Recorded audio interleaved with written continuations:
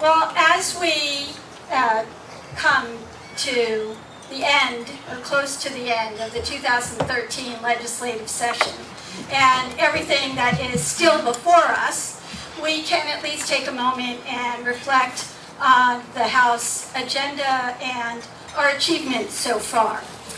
One big change, Raymond noted, and that is that the gavel is now in our hands again, and I couldn't be more honored to serve as the Speaker of a Democratic House once again. So it's my privilege, as well as my pleasure, to introduce the House members that are here, and we've got a good showing, so I'd ask you to hold your applause until the end and ask the House members to stay standing until the end. From Deerfield, Maureen Manning. Maureen Manning is former Chief's wife. Maureen Mann. From Epping, Barbara Helmstetter. You can stand up if you're here. I know these people at least bought tickets. Representing Exeter, Steve Bryden and Frank Heffron. Derry's Betsy Burtis. From Londonderry, Lisa Whittemore, who ran, I don't know how many times before she got elected, but that's the story. Keep doing it. From Newcastle, David Gordon and Marcia Moody from Newmarket.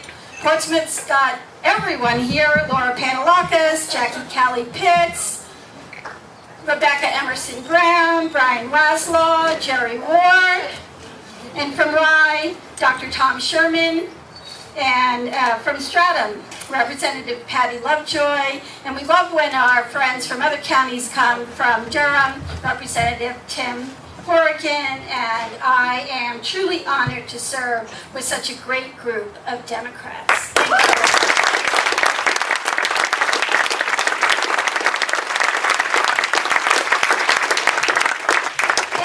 What the voters wanted. They wanted an effective government, and I don't believe that you can have compromise and cooperation, which are certainly two important elements, unless you're talking to one another.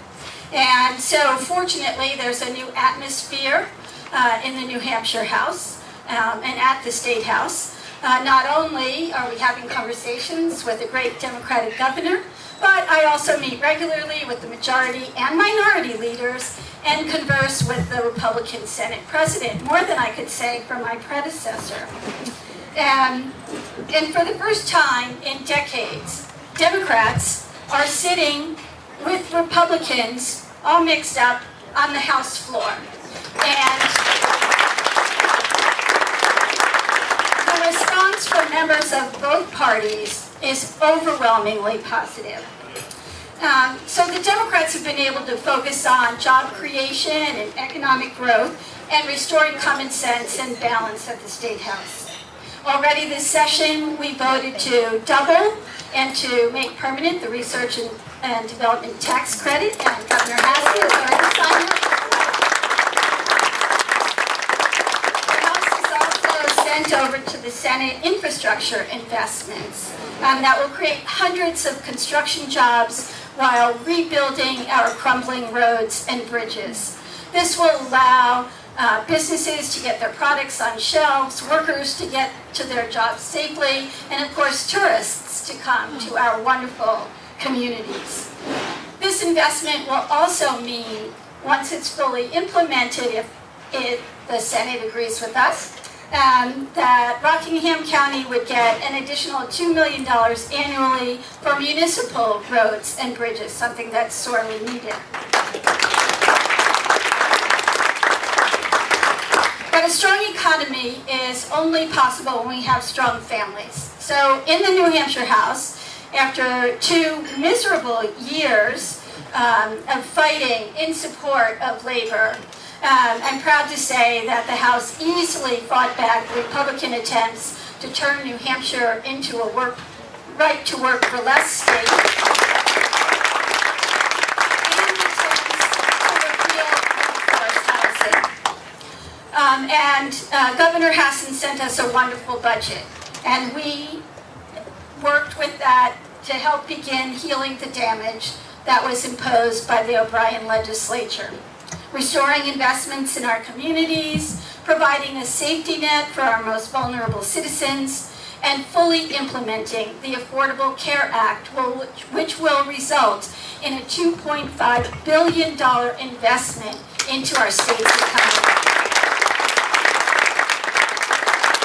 But let's be frank, we can't fix all the damage that was done in the last biennium in just one term, and we can't do it alone. It's critical that you take time to write letters to the editor and to start to have conversation with your friends and neighbors, talking positively about the work that we are doing with Governor Hassan to make sure that New Hampshire is moving forward and becoming once again a strong state and making healthy investments in our communities. And investing in our young people is essential to maintaining long-term prosperity. And the budget that we sent to the Senate reinvests in programs to help children in need of services, makes significant improvements in the investments for the university and the community college system. And we're very happy about those and hope that the Senate will understand the importance of educating a future workforce. This week I also had the pleasure to greet some young people at the State House who are New Hampshire Boys and Girls Club nominees for Youth of the Year. And Rockingham County was very well represented in that group. But it's young people like this that are the future of our community and our state. And we need to have more of them who are willing to choose to build a rewarding life and career that will not only strengthen their communities, but that will inspire others. It is true that what we put into our young people, that what we put into our healthcare system, that what we put into our roads and bridges is what we get back as sustainable prosperity for the state of New Hampshire. That, I believe, is an investment well worth making. So I want to say to all of you Rockingham County Democrats, thank you for organizing your usual wonderful Clambake, but also for everything that you do to ensure that we continue to have Democrats in the majority in the House, and let's make sure in the next election that we're joined by a Democratic majority in the New Hampshire Senate. Thank you.